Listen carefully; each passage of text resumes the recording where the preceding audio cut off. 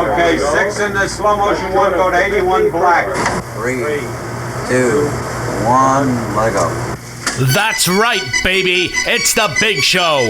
Welcome to Super Beard Bowl, the show where you vote and then the patrons vote. And at the end, we make 8 episodes of monthly mayhem. The next public vote is live now on your community tab. But this month, it's Jirard Khalil in How Famous is Jirard? And it all starts right now. This month on Super Beard Bowl 5.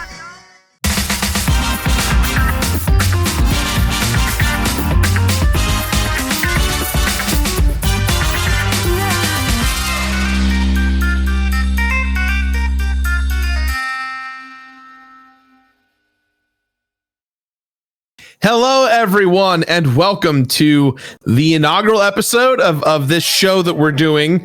It's just me today, and our special guest as we started out. But for those of you guys who don't know, this is the Beard Bowl, where you all voted to see what kind of crazy fun guests I could get to watch me speedrun Mega Man X. And immediately when Alex pitched the show to me, the very first person I thought that would be a excellent guest to have is someone who is currently just kind of changing up the game right now with all of his hard work at Atari. I am joined today by Wade Rosen, the current CEO of Atari. Is that your correct title? I'm pretty sure that's correct, right? Right, Wade? Yeah. For now, they haven't fired me yet. So, this morning, still CEO. Thanks for joining me, man. I really appreciate it. Yeah, Jirard, thanks for having me. It's great to see you again. Yeah. I didn't know this was the inaugural episode. We'll try to kick it off with a bang here. Yeah, you were the first person I thought of. So immediately I messaged our friends and said, hey, like, if Wade's got time, I'd love to talk to him again. All right. No pressure. We'll just be really funny. And you chose one of my childhood favorites. So it's a great... Yes! And we'll get to rip through Chill Penguin together here in a moment. So yeah, totally. Let's just jump in. I'll start playing. I have a bunch of questions here, but this is not meant to be an interview. It's more of a hangout sesh, a chill time. Let's just start with the basics of this. So you are the CEO of Atari, but what's your history with video games like? You know, the minute you saw me playing Mega Man X, you were off to the races just talking about this stuff. Yeah, I mean, video games is something that's been a part of my life since I was incredibly young. In fact, some of my earliest memories are video games, seeing them probably when I was 3 or 4 years old and just marveling at these things, these giant arcade cabinets that were in front of me. And then the first time I saw Mario on Nintendo was just these are to me as a child, it looked like a storybook. It felt like a storybook coming to life. So it's just been a big part of my life, and everywhere I've lived and everywhere I've gone, I've brought video games with me, and they've always kind of been this comforting presence in my life. So yeah. Do you have any personal history with Mega Man as a franchise? Oh yeah, Mega Man. Absolutely. I think Mega Man 2 was probably my first introduction to it, but 3 was the one on NES that I played the most.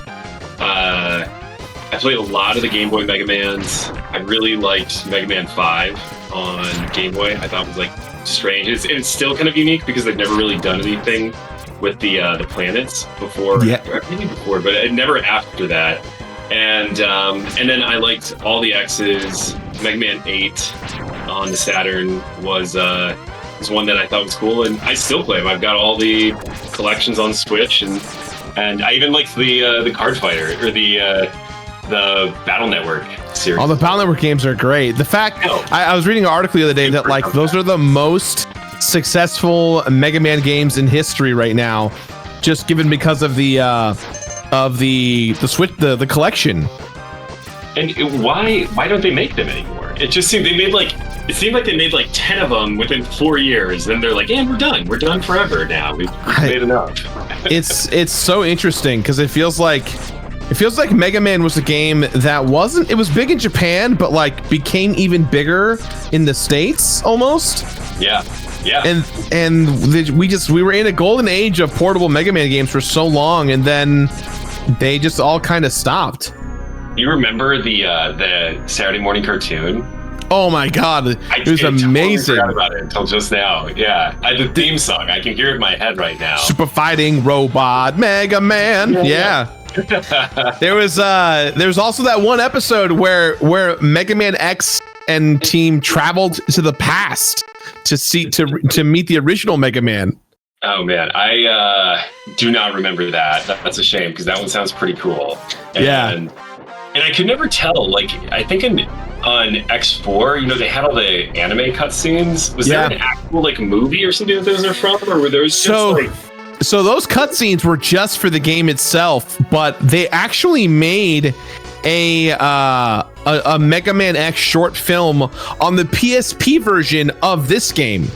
Of Mega Man X. Yeah, there's a whole I want to say it's 25 minutes long, and it's a prequel to the moments before Mega Man X starts. PSP, underrated.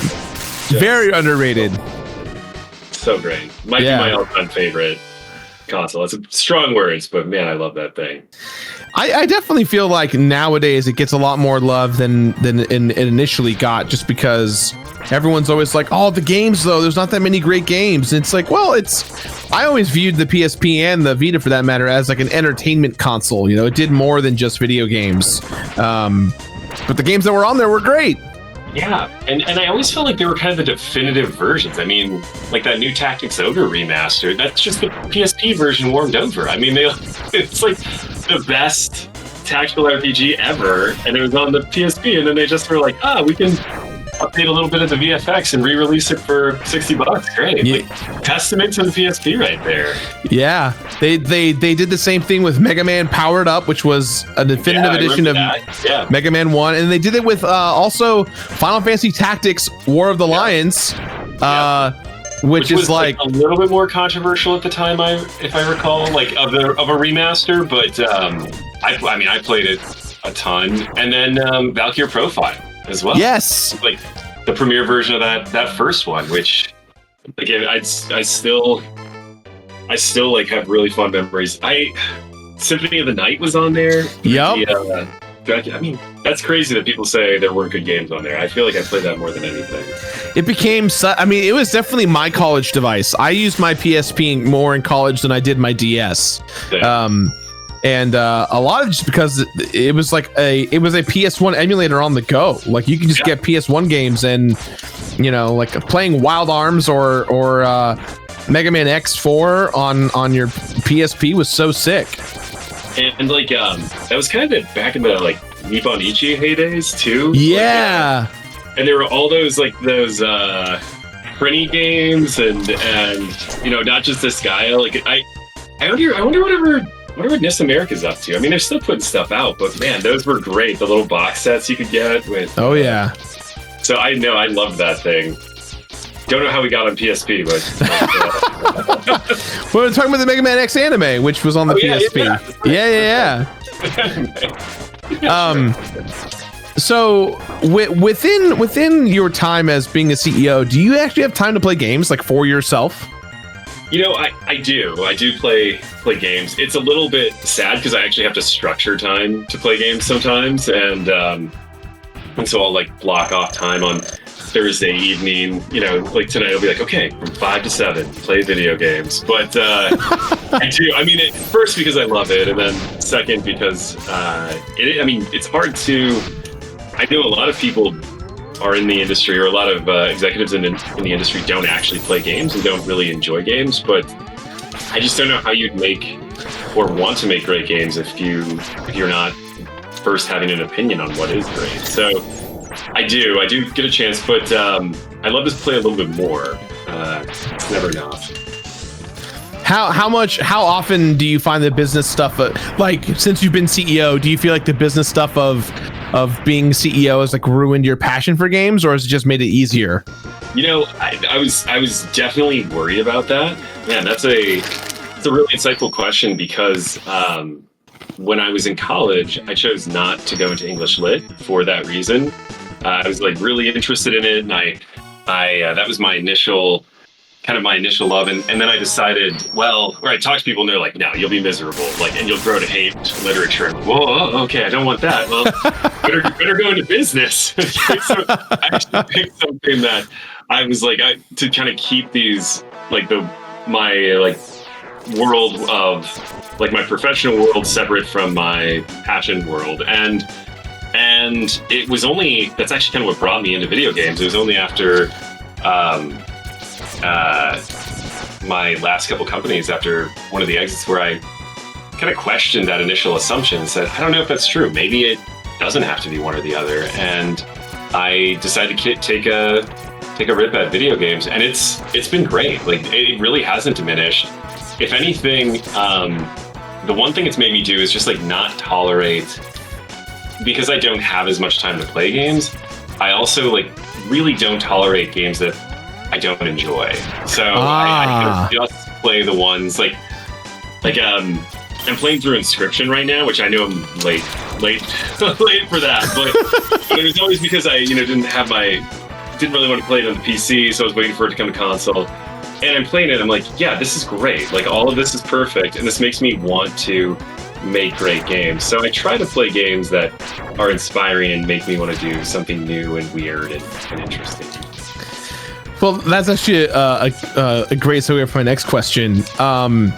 What are some of your favorite games, whether it be genre or a specific type of game to play? Yeah, wow. I mean, tactical RPG is always going to have a soft spot in my heart. I have, like, so it's interesting for me, like, there always seems to be a game, like, for a period of time in my life, there's usually a game that I associate with that period. So probably at the earliest level was Dragon Warrior 4. Oh, hell yeah. Yeah. Like, a friend of mine had that somehow, because it was really, I think it was only supposed to be a Japan.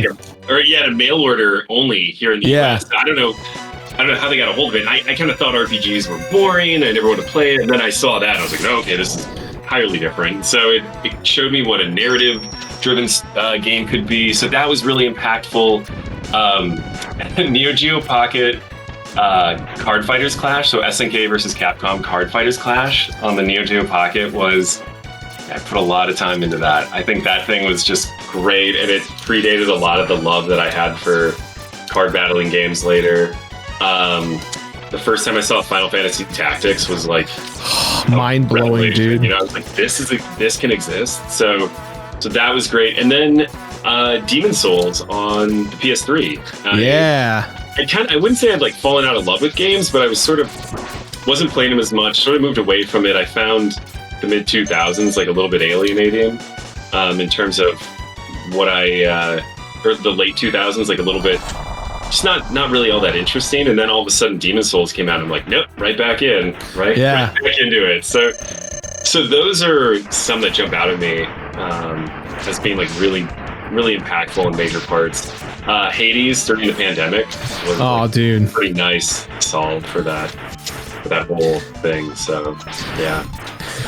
Isn't it crazy just how with the way that modern game dev is, with indie developers and all these titles coming out, that like you can just find, you might not be able to find the port or the remaster of your favorite game, but you can find a game that like scratches that itch of those memories, and you get to just enjoy it because it's got modern sensibilities, and it usually has like an art style that's very reminiscent of that category. It's just so cool.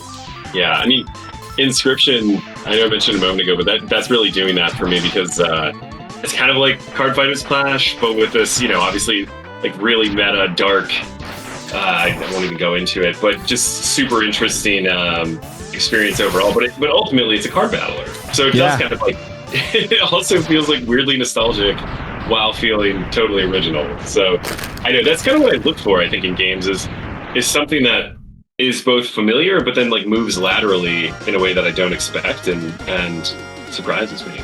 Yeah. Do you have like a childhood memory or like a specific moment in your like quote unquote gaming career where you're like, oh dude, I freaking love video games. Like, just like, man, this is so sick. I mean, I think I knew early on that I loved games. I think my parents knew too, because they wouldn't let me buy game consoles. So I'd always go over to friends' houses and just like, it's kind of like that South Park episode. You'd get there and you'd be like, okay, well, 12 hours until we have to go to school. So if we stay up all night and we play games. The Okami Game Sphere. Yeah. Like I saw them, like, oh yeah, I know that game. Like zero sleep, going to school. But my parents, for a long time, were really worried that if I had a game console, I would just play it all the time, which was a valid concern of theirs, I suppose. But they did. I convinced them to let me buy a Game Boy. I saved up all my money in kindergarten and was able to buy a Game Boy, and for road trips, ostensibly for road trips, right? And that was just game over once they let me get the Game Boy. My mom would kind of like push me to go play outside. She'd be like, go play outside, get out of here. I'd be like, okay, and I put the Game Boy, I tuck the Game Boy in my pants and like go out in the woods behind our house and just like find the one sunbeam cutting through the tree. like Super Mario Brothers 2 or whatever else I was ripping through on there. I love the like Final Fantasy Legends games on there, and so Game Boy, I still have it duct taped and everything. Was kind of the probably that really early memory of just like loving games and being like, this is doing it for me. I love that. That's perfect. And you're just ripping through this. You're much better at this than me.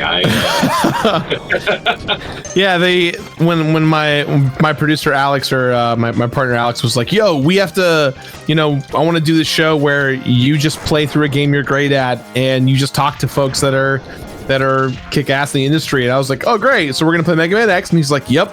He's like, awesome. I'm just gonna speedrun this game a bunch and just have some great conversations. It looks like it's like the equivalent of breathing for you at this point in time. It's just sort of this muscle memory. You're like, and jump here. And yep.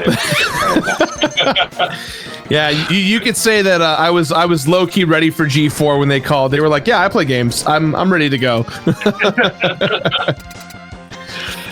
Oh man, that was a good time on that G4 interview. I haven't had many interviews that I've enjoyed as much. Oh man, that was such an honor and a privilege to meet you that day in the studio. Just because, like, especially when you were like, "Yeah, I know your stuff." I'm like, "Do you know my stuff?" No, that's weird to me. Just because I'm not used to companies being like, "Yeah, we know who you are, Jirard." A lot of it's like, "Who are you? Why are you here? What do you want from us?" I love the deep cuts too, which you can. I think it's so interesting when you look at your collection. You can tell which ones are like, okay, I got to play this for the views, and then I'm gonna like wash it down with a little bit of Illusion of Gaia or Quest 64 or something. Just some really, like, clearly for Jirard deep cut. Yeah. we know that, like, when we make the completionist, we make it in such a weird bubble. We're always trying to like position ourselves to make the most fun content possible, but in order to do that, we were talking about earlier off camera, like, a lot of my job is, I have to complete a game that has no guide, no material. I have to beg the company to give me access to said game, and hope that they like me enough and trust me enough that I'm not going to break an embargo or an NDA or anything like that, which I'm not surprised at how many companies are afraid of that, because there's just so many irresponsible folks out there who don't know how to read a piece of paper sometimes. So a lot of what we do is just, oh man, I hope I'm completing a game correctly, or did I find everything? I have no idea, but it kind of becomes this fun little, like, groundbreaking, we're playing games for the first time, no one knows what's going on, and it's usually just me by myself, locked away in my office for hours on end, just like, oh man, I am playing this game right now, and no, I can't use Google to tell me what to do next, which is a very weird feeling. I think that's amazing. It actually kind of reminds me of what it was like to play games when we were younger, right? Like, you get to school and you kind of be telling, you're like, oh man, how did you get by like that boss there? Like, oh, you gotta use the crossbow, or you gotta use the bow and arrow, and there's no it's like trial and error, and there's probably just a level of perseverance that isn't really necessary. I mean, you get stuck and you just like look up a guide, and it's not better or worse, but it is sort of nostalgic. Yeah. Think of, like playing a game like that and not really having anything to lean on. Yeah, it's definitely in the kind of caveat to it is you don't know who in the game review or review or games journalism community like has access to the game, so you're kind of playing coy like, hey, did anyone get a copy of this game? And everyone goes no, and I'm like, all right, you move on, and you find that one person that is, and you're just like, did you play this game? And they're like, man, I'm stuck on this one part, and suddenly it's like your best friends, and you're just like, man, I'm stuck there too. Did you find this? How did you get that? Like, it's just a homeroom, man. That's like adult homeroom there. Yeah. Absolutely. Oh, that's super cool.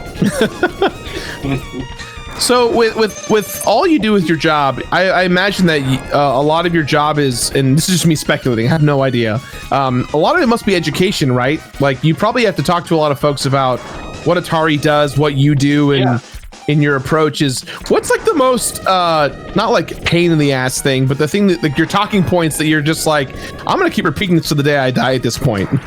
Yeah, well, hopefully not till the day I die, but the one that is very common now, and I think when people say it to me, there's kind of this feeling where it's like, I wonder if anybody's ever said this to me before. But I'll say, oh, I work for Atari, and they're like, oh, Atari, does that still exist? And I'm like, yeah, it exists. Like it's still so going over it. But there's absolutely like a curiosity to, okay, so what is Atari up to today? What are you doing? You kind of run through the software and hardware and all the other parts of the business, because it is as much of a pop culture brand as it is a video game brand now, which is kind of a unique experience and not one that I really anticipated but have enjoyed. So that's probably the one that hopefully, a few years down the road, it'll be like, oh, Atari, that like, I've been hearing all about you guys. And in the games industry, that's started to change a little bit more, and there's a lot more I think notoriety for what we've been up to. But definitely in popular culture, that's the number one question that gets thrown my way. Well, I imagine too, because the Atari logo is so iconic, and just like the different shades of it with the lines forming the word Atari, and just all of the history and stuff. I think there was a long while where like it felt like in almost every rom-com like nerd-esque comic book movie from like the mid 2000s to now, there's always someone wearing an Atari t-shirt in the mix. Absolutely. Yeah, it's still to this day, right? Like tons of people wearing Atari shirts, and but it's and I think that's what most people associate with us now, and you see that on a lot of websites like The Dig. Again, it's sort of like similar to people like someone random, asking me, oh, what is Atari doing? Or does Atari still exist? The one that I get in the industry a lot, it's like Atari, which is now just basically a t-shirt company. And you're like, oh, I never heard that one before. That was that's pretty good. Like, yeah, probably heard that about 20 times, because like that's how most people interact with it. I guess not as much in the last few years, but for a long time, people would interact with it by seeing nerds on TV shows and t-shirts, to your point. Yeah. That's so interesting. That's like, you're a t-shirt company now. It's like, you're a t-shirt brand. Like, what? No, we're all working really hard and trying to do super cool, interesting things. But yeah, we do make t-shirts. So, taking a step back, kind of prior to how you ended up at Atari, what, like, not like why Atari, but like more like how Atari, right? Like I imagine when you were a kid, you were not thinking, I'm gonna one day be the CEO of Atari. Definitely not. I thought I'd be the CEO of Nintendo. So I was, like Atari's, like my own personal history with Atari was there were still plenty of 2600s around, and I got to play with them a lot as a kid. But I actually first started playing a lot of Atari games. They came on the first PC we ever owned. And it was like Missile Command and Tempest and Asteroids and Centipede. I think Breakout might have been on there, but those were I played those games a ton and really like fell in love with it, and then started to see Atari around. But no, my pathway to coming here was different than most because much like English Blade, you're just ripping through these bosses. It's like crazy. The levels stand more of a chance, but like the bosses are.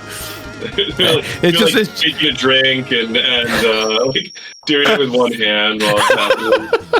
This is the game that I've played so much that it's in my DNA. I'm not a speedrunner by any means, but I know it well enough to just blaze through it. And so in the career path, I chose not to go into my passion necessarily, but was really fortunate to have the opportunity to like work with amazing people and build several really awesome tech companies with these people that I just respected and adored and learned a lot. And so when we were at the end of that, I just was fortunate enough to ask myself, well, what do I want to do next?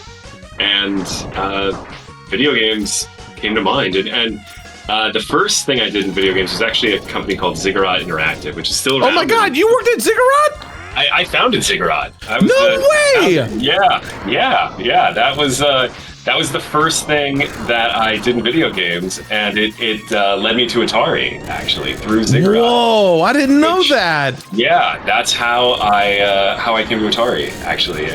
And I didn't want to say anything, but I heard you were going to be potentially doing one of their games on the completionist sometime in the near future. That's the word on the street. I don't know if I can speak to that or not, but I can verify. Yes. And so and it was just this really kind of serendipitous thing where I like loved what we were doing at Jirard. I still love everything that Ziggurats doing, and I had a chance to start to open up conversations with the then CEO of Atari, and figured, well, maybe years down the road there's an opportunity to do something here, and it just I think right time, right place. It was pretty much like I had to make a choice in the matter of days almost, and wow. It was, so it was a pretty quick decision and turnaround, and it's been like unlike anything else I've ever done in my career. I mean, it's nothing else that I've done before this properly. Like nothing could prepare you for a job like this. But what I will say is the team is absolutely amazing. The people who are still in the company and were there when I got there that are still with us are just like unbelievable. And then I also was able to bring a lot of people that I'd worked with at previous organizations. Yeah. And so it's just become really fun. Like we just get to sit around talking about games, and like, pretty much the worst moments are when we're like arguing over what kind of game we make now, which is it's like, oh, I want to do like a fatal run. I want to do, so you kind of go through all these different permutations and different genres, but great. It's just become a great experience, and really, really grateful for the people I get to work with. Well, congratulations, man, because that's it's one thing to be a CEO of a company. It's another when you're the CEO of a legendary organization like Atari. Nobody has any expectations, right? Like nobody has any expectations for it. No, I'm just kidding. Like everybody, well, actually, it's kind of true. People both expect nothing and are like relentlessly have relentless expectations too. So it's a little bit of both. So, but it's also really amazing just to see the love and the support that comes from the fan base and people who have have felt like there hasn't really been that Atari maybe hasn't been representative of the Atari that they remember from when they were young for a long time. Yeah. And I know when I first came on board, there was a lot of skepticism to whether this would be any different. And it's still, I like to think we're doing innovative things, but the jury's still out. We still have to prove it and show that that we're like here to stay and that we want to keep doing interesting, cool things. But the support from the community has really just grown and grown over time. And you meet these great people like Scott Warshaw. He just did a really cool, fun video for us for Pixel Ripped, and he's just a great guy. And these people that are kind of names in video game history that you've known. Nolan is somebody that I get to see and talk to all the time, and they become people and friends, and that's awesome. Yeah, I can imagine too that, kind of what you were talking about earlier, like it might be a bit of a struggle to like get out of the nostalgic brand zone too, right? Of everyone's just like, yeah, you're just a t-shirt company, but you're actively going out and, hey, here's the Atari 58th anniversary collection, and you acquired a company recently that specializes in porting and remastering, and like you're actively trying to not just obviously run the ship, but improve said ship, considering kind of the journey that Atari has gone on in the last 50 years. Yeah, I mean, I think retro it's both something that's really meaningful, but it's also if we lean into it too much, how would I describe that? We want it to be, we want to like make awesome, what we call like innovative retro or futuristic retro, like Atari 50. The idea there, okay, we're not just going to do another game collection. Like, how can we do this differently? How can we put something out that has never really been done before, but is a celebration of video game history and is a celebration of this like amazing brand and also the industry as a whole. And so it was and that's really the intent, is to do things that are both innovative and to really push the boundaries of that and are still nostalgic or retro at times, but not lean too heavily on that, because I think people expect more, and rightly so, than just a simple re-release of a game at this point in time. Yeah. It's got to be that right balance, right? Like you obviously want to do right by old school Atari fans, but you also want to kind of reinvent the brand without making you don't people want to be stuck in the past either. Yeah, exactly. Yeah. So then it's kind of a line we have to walk, and we do our best to do that. And so a lot of times and that was, you mentioned Night Dive, recent acquisition, which, I mean, I love what those guys have done for a long time. I've been a huge fan of theirs. And they always have this expression, it plays like how you remember, not how it actually was, which I think there's a lot of truth behind that, right? Like you don't remember the fog in Turok until you're in it, and then you're like, oh wow, it's a foggy game. So yeah, can the fog go? Yeah, the fog can go, and like Turok 2 doesn't need to run at 10 frames a second. It can kind of speed up and go a little faster at parts. So it kind of gives you this like sensation of what you remember, but not necessarily exactly how it was. And so we go for that a lot as well. And then just trying to do really cool, innovative. Man, this is such a hard. I'm like trying to watch you do this jump. It's like taking all the words out of my. Oh, nice. There we go. Okay, yeah. That was good. I didn't remember that one. I'm like, wait, is that really how you get? Okay, of course. Speedrunner. So I didn't know to do that either, honestly. When I started the completionist, I used to stream to like an audience of like 3 people on Twitch. And one of my fans, who's now one of my mods, he was like, hey, why don't just use the Chill Penguin technique? And I was like, what Chill Penguin technique? And he revealed to me, oh yeah, just do the supercharged Chill Penguin. You can ride on the platform. And I was like, man, I thought that was the worst special in the game, because you never use that supercharged shot. And then suddenly my life changed. I was like, oh my God, that's what it's used for. Yeah, I didn't know it either. All right, like I'm learning something new here too.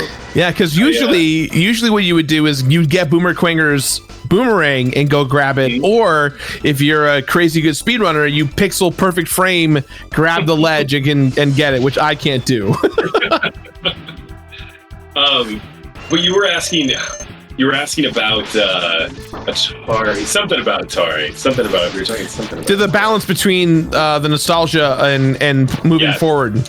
Yeah, and I think really we like the big challenge now is what we're doing interesting, innovative, and is it meaningful beyond just putting out the old games? And like when we do like if we do a new Missile Command game, well, how can we take what is Missile Command and that core, but then subvert expectations? And like a word that I really like, and that is kind of a word that my team is probably sick of hearing from me, to be honest. But I love the word weird, because like I mean, sometimes things are just weird and that's all they are. But oftentimes I find like things that are weird are also innovative, and we're just not adjusted to them yet or acclimated to them yet. Yeah. So I oftentimes ask like, okay, is this weird? And it's kind of the like sensibilities that I like, right? It's sort of the old Adult Swim, Bruce Campbell commercials, or like those were weird the first time you saw them, but they're also amazing. So yeah,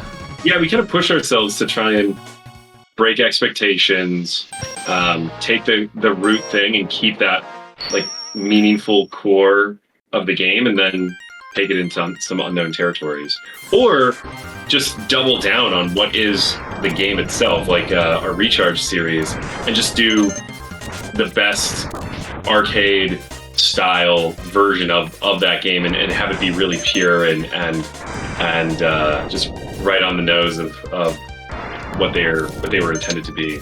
So this might sound like a pretty ignorant question, so forgive me if I'm just that stupid. Do you guys develop games in-house, or is it all through licensing and now like Night Dive Studios, like kind of having first, second party support in that way, or you guys, is it a combination of both? So we don't license out for game development, at least not regularly, but we only, up until now, we've only exclusively worked with third-party studios, but typically if we find studios that we like, we'll work with them on multiple projects. So we have a new game coming out, Mr. Run and Jump, which is with a studio called Graphite Labs out of St. Louis, and they're awesome. And they did Combinera for us last year. And then Sneaky Box does our Recharged titles with us. So it's pretty regular that even though they're external studios, we'll kind of find teams that we like and then continue to work with them over and over again.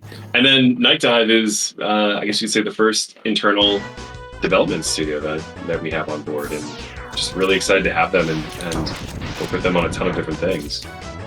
Yeah, I was at GDC when the announcement happened, so I was like, "Oh man, good for Wade." I felt like, because I know how much you care about this stuff. So to kind of see that acquisition, I was like, "This is probably a great move for everyone involved." I appreciate you saying that. We definitely had to do a little bit of.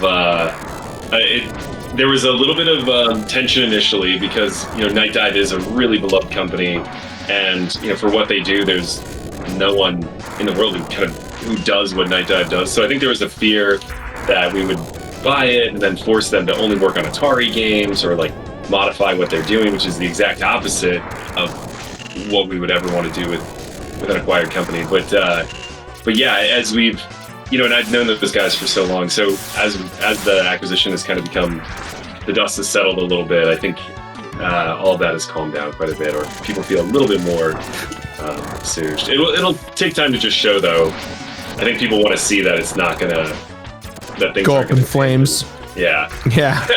Again, now I'm watching this. Like, I'm kind of totally different tactics than I would normally use on the mini boss here. So I know I'm also playing pretty aggressively right now.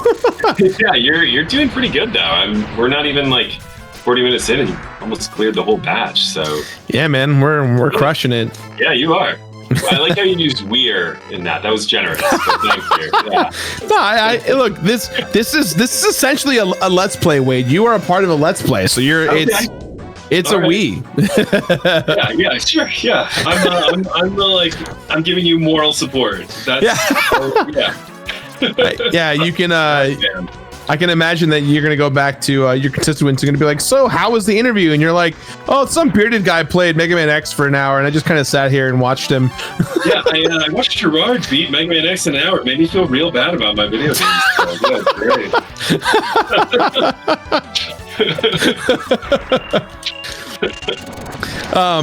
Speaking of which, are there any games you played just for fun? I know when I asked you that question back at G4, Overwatch was kind of what was on your mind, but no, it was was it Overwatch? Returnal. It was Returnal. It was Returnal.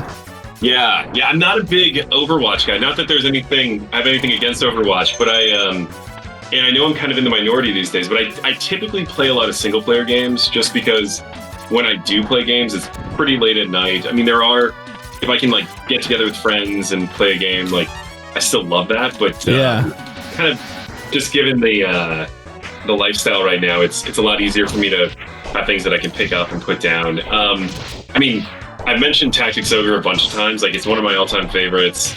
The recent re-release is, and I'm like, wow, do I try and get a platinum on it? And I'm kind of debating that, which is just it's an epic amount of work. But I love that thing so much, and I would argue like that is one of the greatest remasters ever made, just with what they did with the timeline. And I've never quite seen anything like it. But actually. Yeah, there are some games that I'm playing for fun. I play a lot of games for fun. That's kind of my bar. If I'm not having fun, I usually turn them off pretty quick. Yeah. But I got a Polymega recently. Dude, I'm waiting for mine still. Is it amazing?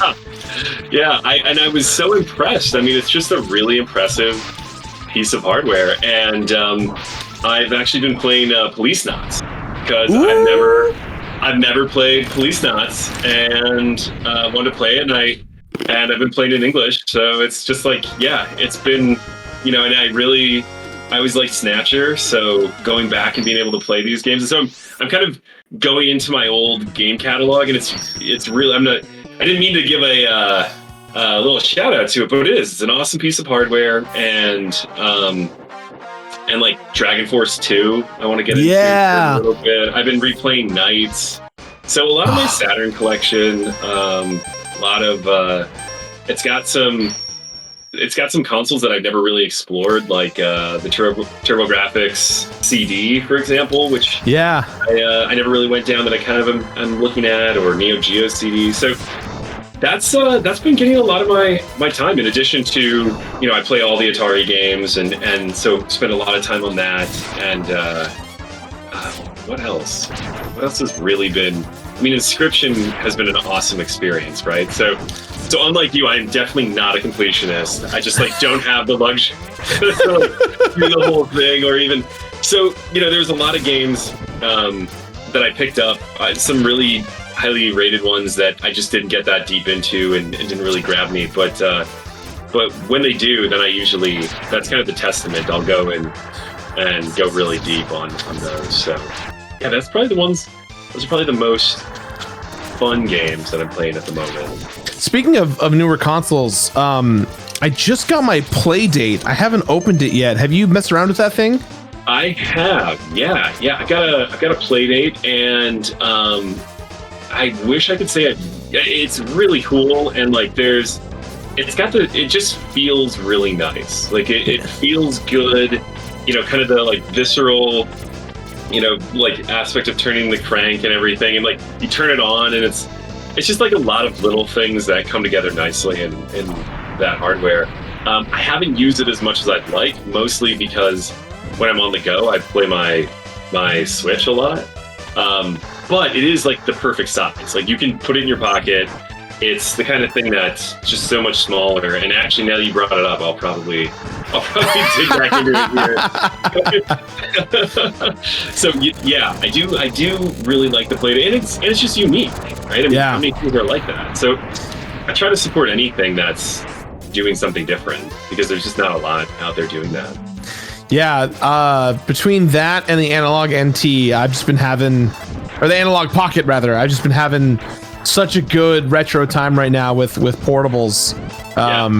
It's just because it's so interesting, man. The what's old is new again, and you just gotta love it. It's so cool to kind of see these companies step forward. Even with the Polymega, it's man, what a fascinating concept for a console. And they recently announced you can upload your game library digitally and play it on your iPad. That's just it's so interesting how you're seeing this hybrid of retro and modern sensibilities come together.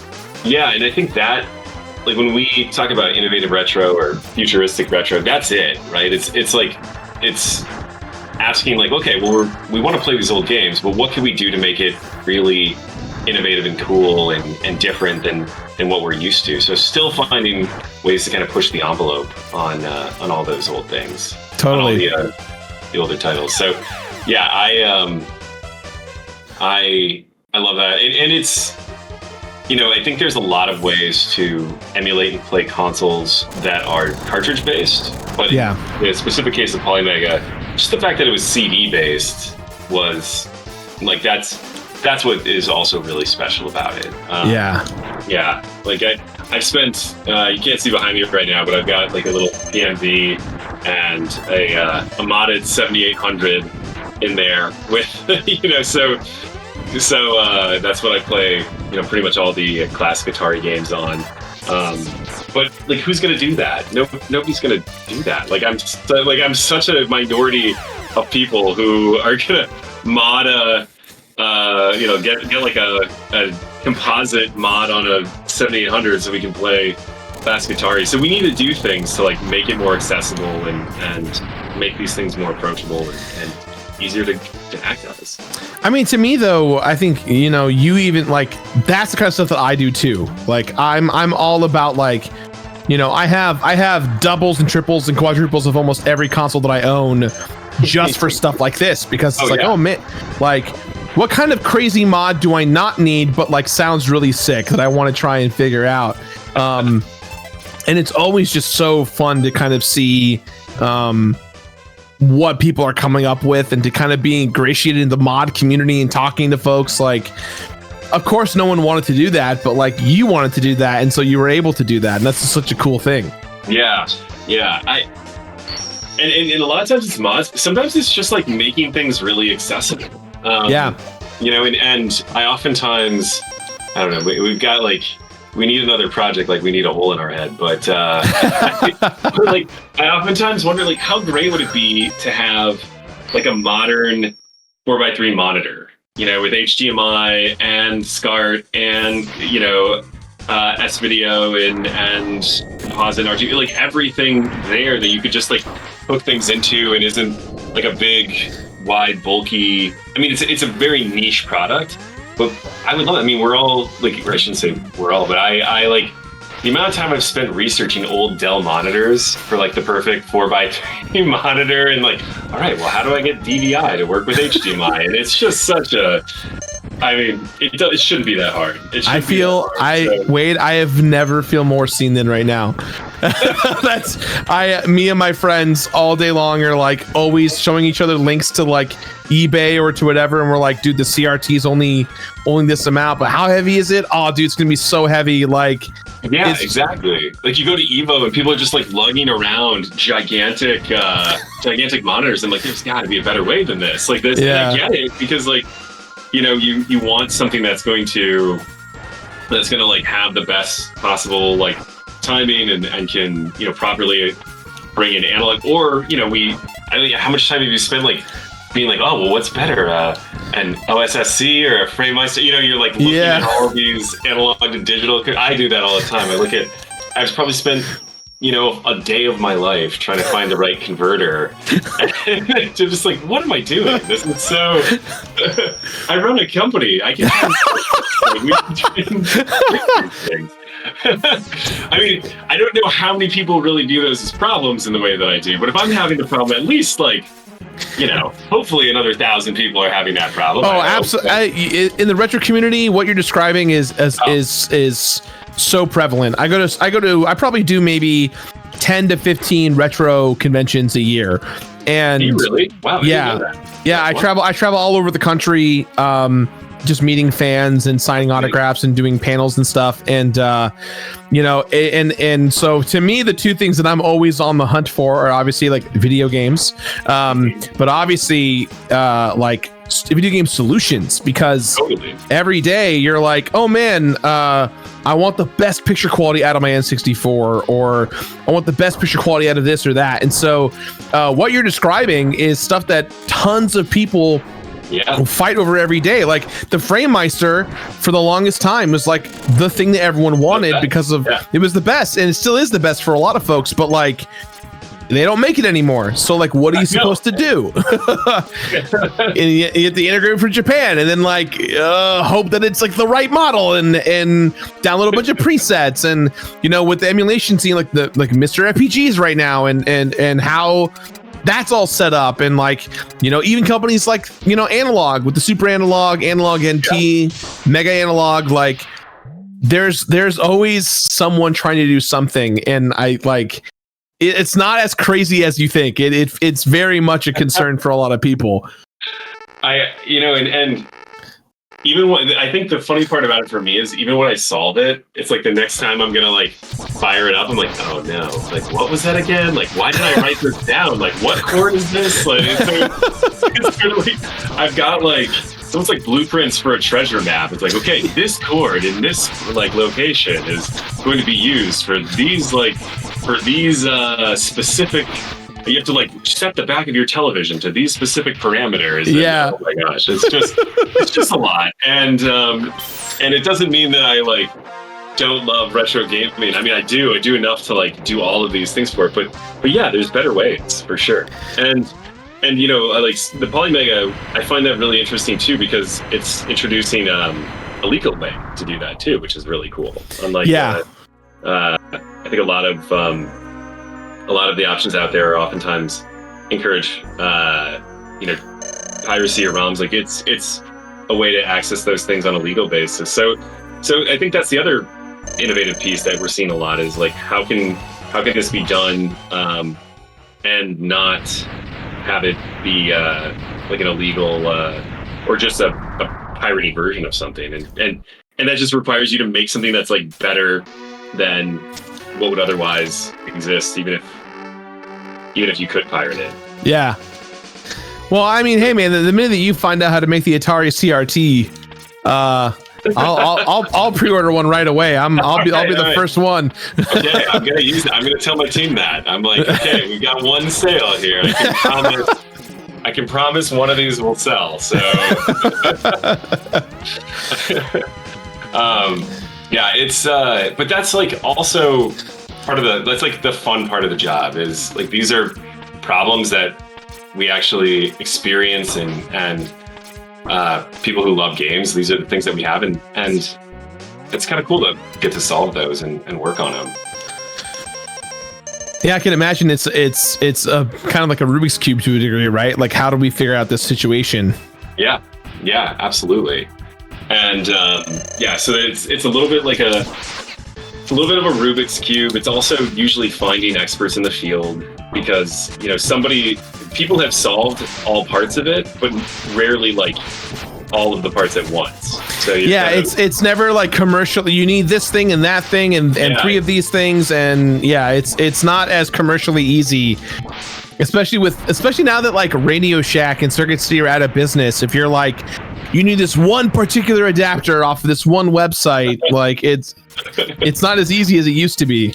Well, and there's usually experts who are like good at certain things, but maybe not like the entirety of it, or are designing things for old computers, for example. Like that's a really common thing. Like Europe does a lot of innovative stuff around this, but it's almost always designed for like the Amiga or the Atari ST, or some of the classic computers that they had over there. Just given how much more prevalent computer gaming was in Europe versus console, and so it's not one-to-one, right? Like so you have to kind of take those things and then adapt it a little bit to the sensibilities of what a television monitor would need. In this, and I'm using a really specific example, but that's also the piece of it. So you're kind of finding experts in all these individual fields and bringing them together. But yeah. Yeah, man, it's I probably talk to at least like myself probably like 4 or 5 retro YouTubers a week who are like, dude, how do I do this? How do I capture this console? And I'm always like, I don't encourage emulation by any means, but sometimes you just have to give in because exactly. And I think that's the other part of that is, it's one thing if it's readily available, if there's like options that are readily available, but if it's not, it's really hard to call people when something's just non-existent unless you do it in a certain way, unless you do it in that way. And so I agree. And that's why I like the Polymega in a way, because it was like, oh, there's a way for me to play all the games that I love that are all on one platform that are like, okay, and so I can like just have this plugged into a television and swap between everything. Like that needed to happen, right? Like I don't know, it could work. Yeah, nice. What do you think? You're gonna get it done under the hour here, Jirard? We're gonna I don't know, man. It might be a little over and change. I've made a few mistakes, but we're getting there. You've been pretty good. I've been pretty impressed here. You probably had too many guys. You probably had to kill yourself too many times to get the Hadouken. The only thing. Yeah. No, but it's what would you like to see? Like, what do you want to see in the industry? Oh man. Honestly, what a fascinating question. What do I want to see in the industry? As far as like retro stuff goes, I would love to see. I'd love to see more IPs from my childhood come back, and that sounds like, well, how many times can Nintendo re-release Mario? Right? Like, of course they can, but I think for me, there's so many dormant IPs that are just waiting around. I would love it, and I kind of. You've seen this a little bit with Embracer Group, right? Like, in the THQ Nordic crew, like they're buying up all these IP and bringing these folks back, and I think we've seen so much like retro stuff. I'd love to see a little more revival in the N64 PlayStation 1 era. I'd love to see a new Brave Fencer Musashi game. I'd love to see, let's make another Conker's Bad Fur Day. Let's call up the guys from Rare and get the band back together. Overall is deserving of another one. Absolutely. It's so weird. Tobal number 2, it's like one of the most critically acclaimed games, and then it's just like, oh, and we're done. We're not gonna. Did they ever do? I don't think they did one after the second, right? Like it was. Yeah, I don't think so. No, I hear you. I think that era is underserved, and it's interesting. That was a little bit of the business case when starting Ziggurat was actually that it was to try and find these kind of beloved IP that felt like they were due for. They need to be that they could support being reinvigorated, and that people wanted them to be brought back. And in a way, we're doing that with Atari, just more focused on our specific IP. We have so many iconic ones here, but no, I think that genre especially needs to be brought back. And I think there's an appreciation. You see a lot of games that are also emulating PS1 style graphics. Oh yeah, like 5 years ago, everything was. It was modeled after Mega Man X, like just these like big, chunky, like beautiful sprites. And now it's kind of moving. I'm just noticing like a lot of like fuzzy 3D. I don't know how else to like. That's exactly what it is. It's fuzzy 3D. But it's also usually really colorful and beautiful. And what would you want to see brought back from that era? Man, you mentioned Conkers. You mentioned. I'd love to see another Mega Man Legends game. It just feels like a franchise that just got kind of buried a little bit. It's so beloved and like, absolutely. I know obviously because of like Inafune and like how he left Mega Man, and I'm hoping that with all the remasters of all the Mega Man X and Battle Network and XZ and ZX, I'm hoping that that's just telling Capcom, hey, now's the time. When we got Mega Man 11, I bought as many copies as I could and gave it to friends and family because I was like, man, this is a gamble. Capcom's never going to do this ever again. Like, when are we ever going to get another new Mega Man game in our era? And luckily, Mega Man 11 was good, but like, everyone's just like in that zone of like, are we going to get another Mega Man game? I'd love to. I really want one really badly. I haven't played it, but now that you're talking it up, I feel like I gotta go give it a try. It's what we're talking about, which is that like the era of modern sensibilities with a retro aesthetic. In Mega Man 11, there's a mechanic where you can like God Gotcha. There's a mechanic where you have like gears.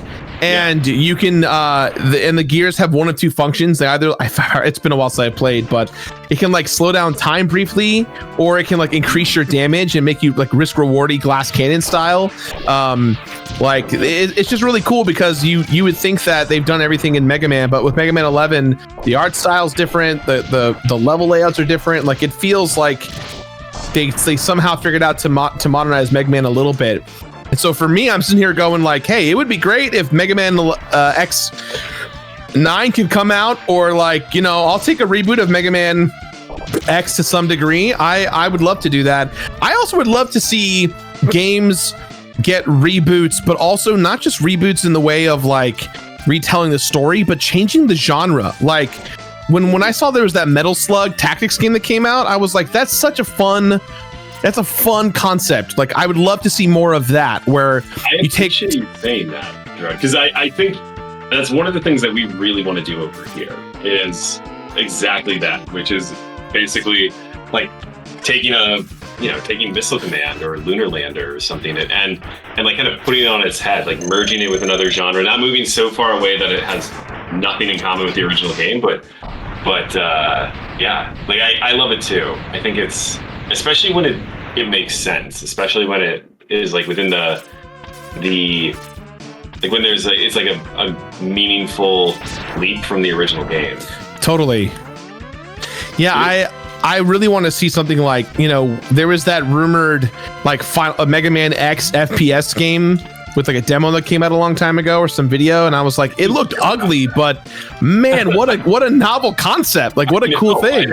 But you got to take risks. I think the idea, the thing that people, it's also tough because, there's not a lot of breaks given. If something goes wrong, it's rare that somebody's like, oh, well, they took a shot, it didn't work out. Usually everything gets a little harsh, and I think that encourages people to kind of go in really safe directions so that things aren't panned. But you have to take risks. Otherwise, like, what are we doing? Why are we doing this? You have to push the medium forward. And if you're not, then like, great, you might as well just be a t-shirt company at that point. I know, right? Yeah. T-shirt company. I'm sure we could sell some energy drinks or something still. Talking about PS1 games, the one that I can't ever figure out, because everybody, like, I think it sounded like you had a similar reaction. It's like, why isn't there a new Final Fantasy Tactics? Oh my God. Like what? Like we only got some Game Boy Advance, like kind of quasi sequels, and like that's it? Like, give me a break. Like what's going on? Like how? Yeah. You don't even have to there's so many games that are inspired by Tactics Ogre and Final Fantasy Tactics that are just that kind of like take it, but nothing quite ever got to that level again. I kind of prefer Ogre a little bit more, but like still they're both beautiful, amazing, like cool games. And I'm like, why is this not a thing? Why don't we do new versions of this? That's one from PS1 I just cannot figure out. Yeah. And you don't even have to like Metal Slug Tactics is a great example. I mean, they pretty much like, it even has kind of a similar art style. Like there's other people recognize how viable that would be. Yeah, I think that the beautiful thing about the games industry is that nowadays, I think, is like there is this level of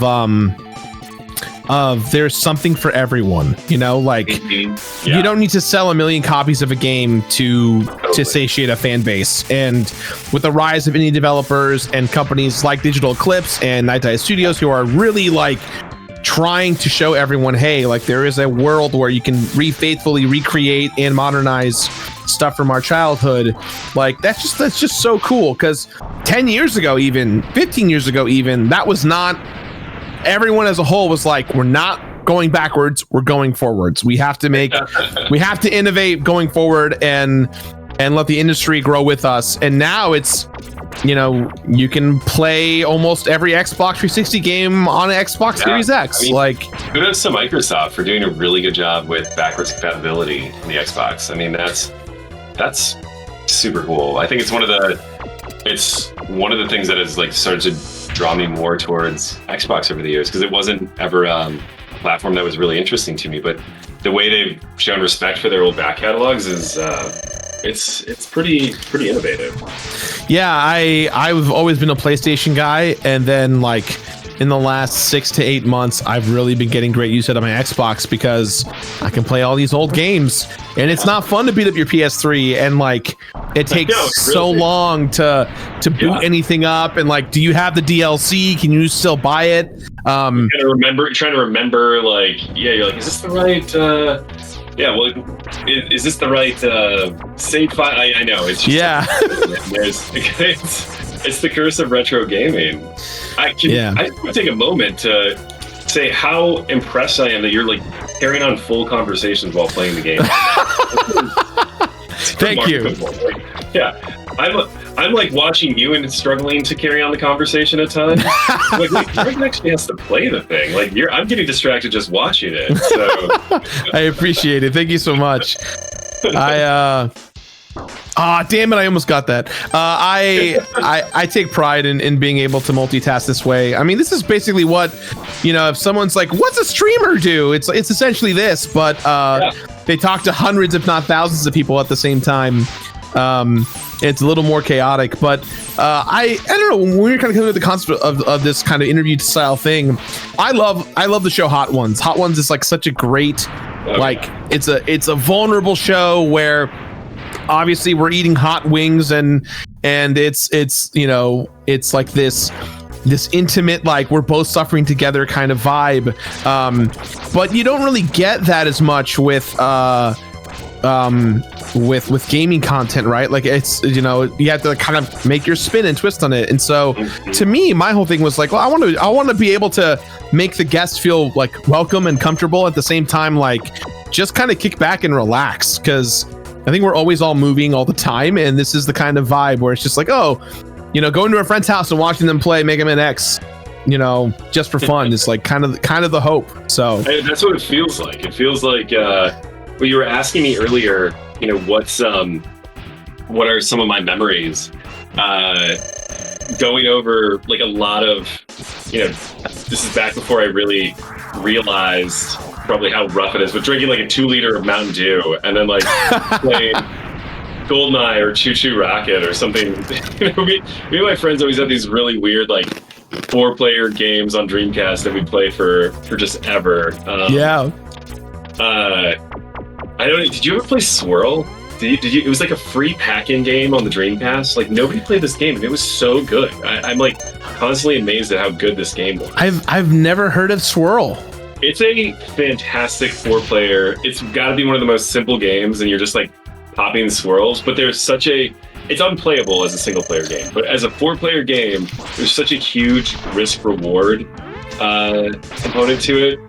Anyway, if you ever have a Dreamcast and anybody like, it was just great. That's a deep cut for me on the nostalgia side. There's Power Stone, I think for me was Power Stone, Sonic Adventure. 2? Yeah, Power Stone 2. Oh, both games, but 2 was better. But freaking just that era of Dreamcast just felt so special. The games just felt very different than everything you were playing on PlayStation or Nintendo at the time. Yeah, agreed. I always had a little bit of a soft spot for. Weirdly, I like loved my Super Nintendo, but really after that, I kind of had a soft spot for all the weird Sega stuff that was going on. I don't know why. They were just doing weird, like you couldn't pick like consoles that were more different. Like the Genesis couldn't be more different than the Saturn. Yes, absolutely. Like US based, and the other was just this weird, like almost anime style, anime based console. Same with the Dreamcast, and that's what I was into at the time. And let's probably get the most work out of any of all my retro collection are the Saturn and Dreamcast. So what would you say the Saturn is your favorite console? Honestly, I think the PSP. Like there was something about the PSP just because it came everywhere with me. Like it was such a leap forward. I mean, before that, you're playing a GBA and then you're playing a PSP and you're like, wait a minute, this is almost a PS2 in my hands here. Like Gran Turismo looks good, and it's I just was so amazed by it. I liked my DS a lot too, but the PSP went all over the world with me, and no matter like where I lived, and so it was just like I have a lot of really comforting memories with that. it also had a long life cycle. I think people forget how long people were they were making games for that. Yeah. And then I'd probably put Dreamcast number 2 and Saturn number 3. I think is probably my list. Dreamcast, Saturn are they're kind of taught. They're kind of neck and neck. It depends on the day. What about you? Now you really gotta like. Yeah, this is the end. Yeah. Super Nintendo's my favorite, hands down. But the Dreamcast is like the one I probably have the most nostalgia for, just because it was such a particular time of my life. But yeah, Super Nintendo was like my absolute favorite. I know. And if I'm being honest, that's like the Super Nintendo has a super special place in my heart too. Yeah. Just spent a lot of time with friends playing it. Yeah. It was just so beautiful. Still is. You also like think about kind of the not the era, but what was I gonna say? Oh, this is risky. I'm trying to think if I should spend an energy tank or save it. No, you know what it is? It's like the oh man, this is not good, Jirard. Let's see. I forget his weakness because I'm so used to just skipping the fight. Let's see here. I died. That's okay. That was your first time, man. That's pretty good. All the way to the end. Nice. I guess technically, besides getting the secret. Right? Yeah. The thing about the Super Nintendo that I absolutely loved is the controller just felt perfect. And I feel like without the Super Nintendo controller, like that was one of the reasons why I didn't like a Genesis all the time. Like Genesis was fun, but like three buttons and then 6 buttons and then 8 buttons was like a little much, whereas it just felt right with the Super Nintendo.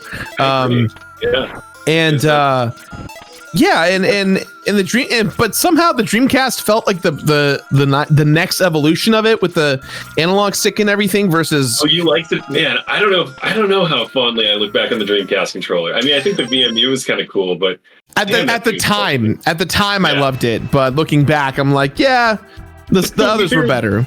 What's your least favorite? Do you have a least favorite controller? But your personal least favorite. I mean, there's some, unbelievably horrible ones, obviously, but I'm curious if you have one.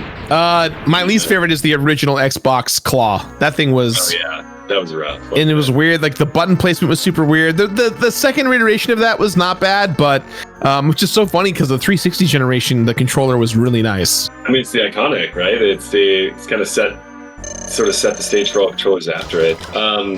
Nice. I really. I don't know how I feel about the N64 controller. Like, it just seems you gotta like hold the, if you think about it, you're like, wow, this is a really odd design. I think about that a lot. Like, that one is strange to me to this day. It is very strange. The fact that Nintendo was like, and now you can have one for your Switch. I'm like, I don't know if people want to remember that as much as they. Yeah. I'm sure there's a. I bought a NES one. I bought the Super NES. I never bought the N64 controller. Like, oh, these big bulky things. Yeah, I've been missing that. Right. Yeah, everyone really misses that guy. This fight. Sorry, go ahead. The weirdest console you had. Oh no! What were you gonna say about this fight?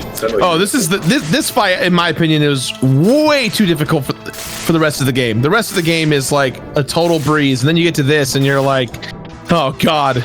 Kind of the way it always is with X games, though. Like I remember X4 kind of being like that too, right? Where the Sigma fight at the end is very rough in X4. Yeah, and you're like, wait, what is the difficulty spike here? It's like light years beyond the others. I feel like that's kind of what they do. They like lull you into a sense of complacency, and then they're like, nope. Now you gotta use every E-tank. Hopefully you brought them all. Don't use them, because if you use them all, then you're done. So you were gonna ask what my favorite or my least favorite or weird console was? No, not even your least favorite, but what was like? You could even be one that you like thought about really fondly, but growing up, what was one that you just thought was like kind of an eccentric console that you maybe have fond memories of? Oh man, it's not necessarily a console, but it's a vibe, and it's the Tiger handhelds. There was something so like, I don't want to say etch-a-sketchy about the Tiger handhelds, you know, but it was, there was just something so novel of like, you have this little square, oh man, yeah, shitty ass screen that like fit in your pocket. That's fair, Jirard. Like, that's a good one. Totally. Yeah, wow, that's a tough one to, like, now I was gonna say one and I'm like, I feel like yours is so much better. I loved and still occasionally play my Neo Geo Pocket Color. Like, I think that thing was just like a really, you know, it's a weird console, but it was cool. It was Aaron. So one of the first times I hung out with Aaron Hansen from the Game Grumps, he literally was like, "Yo, you want to check out my Neo Geo Pocket Color?" And I was like, "What did you just ask me?" And he gave it to me to play, and I was so enthralled by this device. It was just so cool. Yeah, it really is. It feels good. Kind of like the style of the games was really unique. Yeah. Sort of this, you know, like kind of a little XY. Yeah. Yeah. Oh man. A lot of hidden gems on there. Totally. Now, Troy, now you beat it. What do we do now? That's it. We've got probably another 60 to 90 seconds left, I guess, in this interview. I guess technically it's an interview. We talked a lot. Is that what we were doing? Oh man. Yeah. Just kind of time flew by. Wait, is there anything you want to talk about with Atari before we wrap things up? Like anything you're just like, hey. Yeah, I mean, I'd be remiss if I didn't mention we've got some games coming out. Braid VR game coming out called Pixel Ripped. It's the latest in the Pixel Ripped 1978. So anyone who is a big fan of the Pixel Ripped franchise and the previous two games, this is the continuation of that one, but it is set, 1978, obviously around the Atari era, and actually set in the Atari offices, and it's a collaboration between Atari and Avery on this one, and it's one we're really proud of. And again, kind of to that innovative retro side of things, it pulls a lot of those nostalgia strings, but doing it in a really cool, innovative way that I don't think has ever been done before. And then Mr. Run and Jump, which is a speedrunning platformer that's going to be coming out here in a few months as well, and some really cool, fun things to show on that, because it was originally an Atari 2600 game that was brought to us that had been coded in assembly by somebody we work with, and we liked it so much we said, okay, let's make it into a full-fledged modern game. And so it started life as a 2600 game and is now on all major consoles. That's awesome. Yeah, and plenty of more cool stuff coming later in the year. Those are the things in the near future. Hell yeah. Well, I think that's it, Wade. Thanks for your time, man. I really appreciate it. Well, hopefully I get to come back on. Hopefully this is a regular thing, and then we get to like, I'm wondering if I would volunteer to play something, but it'd be like so relentlessly embarrassing. I don't know. No. It's not about. I tell this to everyone. The stuff like this is not about skill. It's genuinely about just having a good time in the conversation. Because if we jokingly say this on the show a lot, but our whole thing is like, if you wanted to watch a perfect gameplay thing, you'd watch a World of Long Play. You'd watch someone speed run it or whatever it is, and they're here for the conversations and the good times. So yeah, we'd love next time you're in LA, let us know. We'll have you in studio in person, and you can. I love that. Yeah. Right, I'll be out there. I'll be out there before long. We'll meet up in person. That'd be great. Awesome. Well, thanks for inviting me. This is awesome. Yeah. Thanks for watching, everyone, and we'll see you all soon. Take care, everybody. Bye, you guys. Bye.